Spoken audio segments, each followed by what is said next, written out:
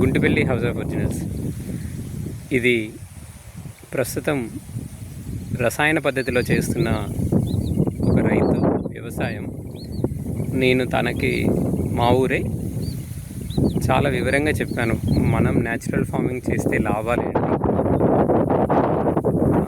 దానివల్ల మన ఆరోగ్య పరిస్థితి కానీ మనం సమాజానికి చేసేటటువంటి ఉపయోగం కానీ ఏ విధంగా ఉంటుంది అనేది. అయితే గత సంవత్సరం వాళ్ళకి కెమికల్ ఫార్మింగ్లో చాలా డబ్బులు వచ్చాయి.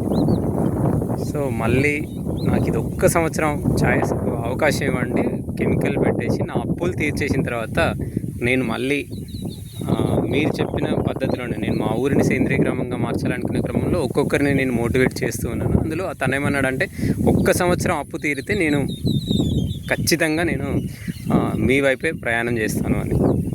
సో తను పోయిన సంవత్సరం వచ్చిన లాభం మొత్తం ఈ సంవత్సరం వచ్చిన వర్షాలకి నేను అదే చెప్తాను, ప్రకృతి వికృతిగా మారితే జరిగే నష్టం ఏంటి.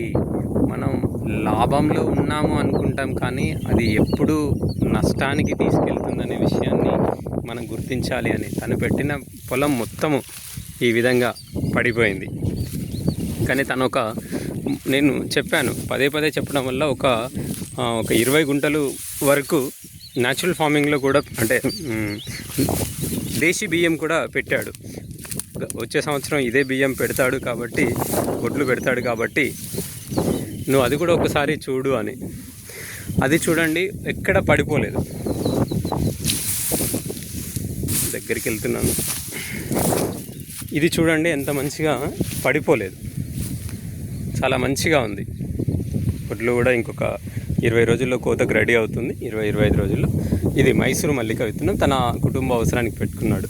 ఇది మాత్రం పూర్తిగా నేల కొరిగి పడిపోయింది. అదే అన్నమాట, రసాయన వ్యవసాయానికి ప్రకృతి వ్యవసాయానికి ఉన్న తేడాని రైతులు గమనించకపోవడం.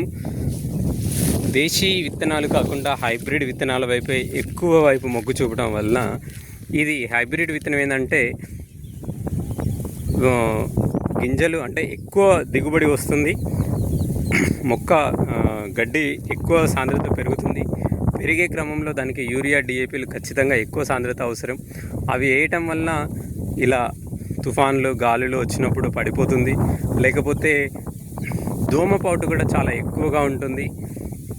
ఈ ఒక్క విషయాన్ని గ్రహించక కేవలం రైతు అనేవాడు మూస పద్ధతిలో ఒకరు చేసిన పద్ధతినే అందరూ అనుసరించి, ఇది మొత్తం దీనివల్ల కేవలం లాభం వరకంటే విత్తనం అమ్ముకునేవాడికి, మందులు అమ్ముకునేవాడికి, రైస్ మిల్లర్లకి తప్ప వ్యవసాయం చేసే రైతుకి మాత్రం దీంట్లో లాభం లేదు. అది తినే వినియోగదారుడికి కూడా ఎటువంటి ఉపయోగం లేదు. హైబ్రిడ్ అధిక దిగుబడి అంటున్నారే తప్ప అధిక పోషకాలు లేవు. ఇది మీరు ఒక గ్లాస్ రైస్ తిన్నా ఒకటే, ఇది మీకు 4-5 గ్లాసుల బియ్యం తిన్నా ఒకటే. పోషక విలువలు చాలా తక్కువ. మనం నష్టపోయి ఇతరులు లాభపడటము, ప్రకృతిని నాశనం చేయటం తప్ప జరిగే ఉపయోగం ఎవ్వరికీ లేదు. సో నేను మా ఊరి వాళ్ళని ఒక్కొక్కరిని మోటివేట్ చేస్తూ, మనం మారుదాం, ప్రకృతిని కాపాడుదాం. రైతు అనేవాడు ప్రకృతికి దగ్గరగా ఉండాలి. ప్రకృతి ఉంటేనే, మంచిగా ఉంటేనే రైతు బాగుంటాడు, అందరి ఆరోగ్యం బాగుంటుంది. Thank you.